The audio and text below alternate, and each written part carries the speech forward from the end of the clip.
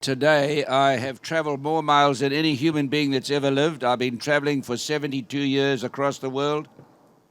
It's been an incredible journey for me. I've played with every president of the United States, or been in the White House, or had lunch, or played golf.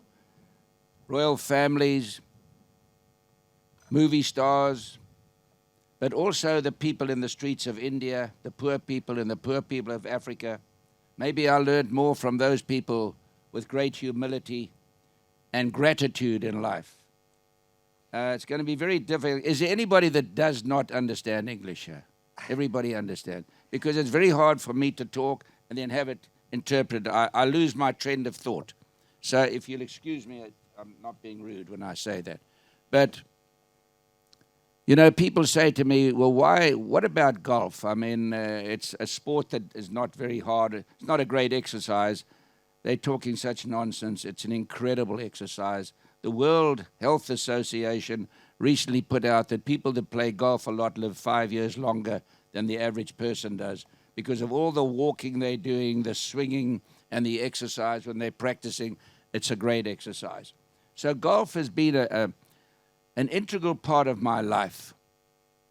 The friends that I've made, but it's more than a game. Golf has done more for charity than any other sport, more than any other two sports together. In America alone, just in America alone, they've made over $3 billion for charity, which builds children's homes, children's hospitals, and it does all kinds of good. So golf is also a game that it's the only sport you can play. You see, I say golf is play and stay. Every other sport is play and away. I mean, you take football, you take cricket, you take athletics, you take swimming, any sport you like. Basically, when you get to 32, you're finished. You can't really excel anymore. But golf, I'm nearly 90 and I'm still playing pretty good golf. So golf, we have a senior tour in golf that once you've played the regular tour, you can go on to a senior tour and you can still keep playing. If you think of the work that's done for young people, and for young people of the world today, it's a different world than it was when I was young. Today, there are many gangs, there are many drugs, they live on a cell phone. It's a completely different world. And so we've got to get the young people to start playing golf. And this is happening around the world. Golf is the fastest growing sport in the world today. 64 million people are playing golf. So I can go on and on and on and just say, for example, a golf course that's developed like this. There are quite a few people that are anti-golf courses, but there's always anti with everything. It doesn't matter what it is. But a golf course like this, it maintains the bird life. My brother was the world leading conservationist, or one of the leading conservationists, and I was a farmer, and you realize the value of water.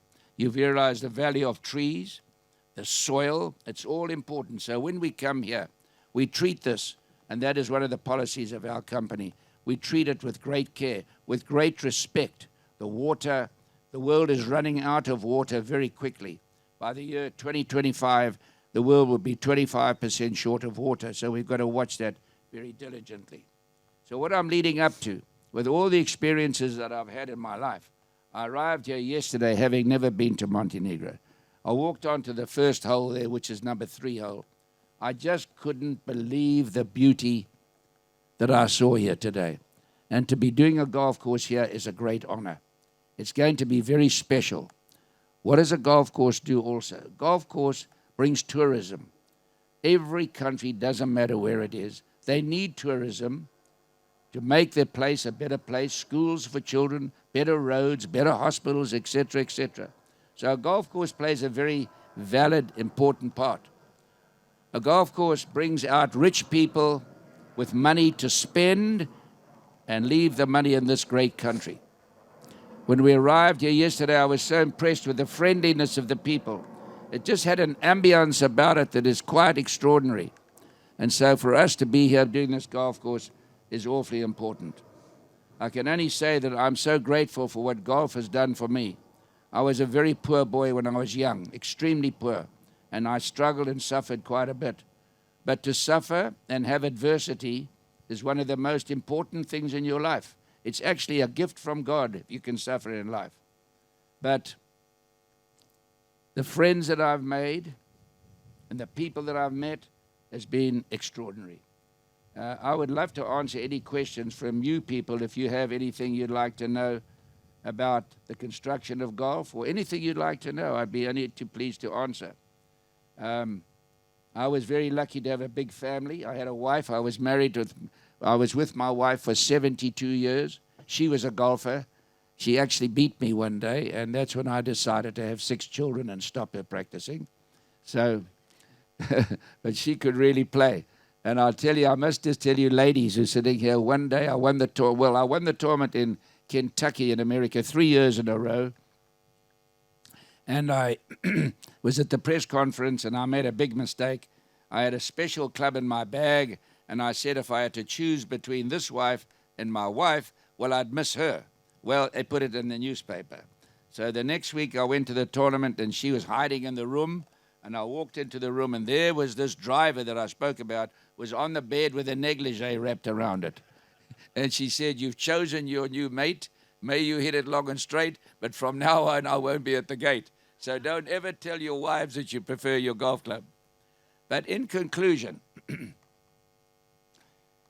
I'm not saying this to boast, I'm trying to do it as a comparison. I've won more tournaments than any man alive today. I'm the only man that won the Grand Slam. Those are the 4 major tournaments. On the regular tour and the senior tour, I won more international, national titles than Arnold Palmer, Jack Nicklaus, and Tiger Woods together. But that's not my legacy. That's something that I'm very grateful for, of which I say a prayer every day of my life.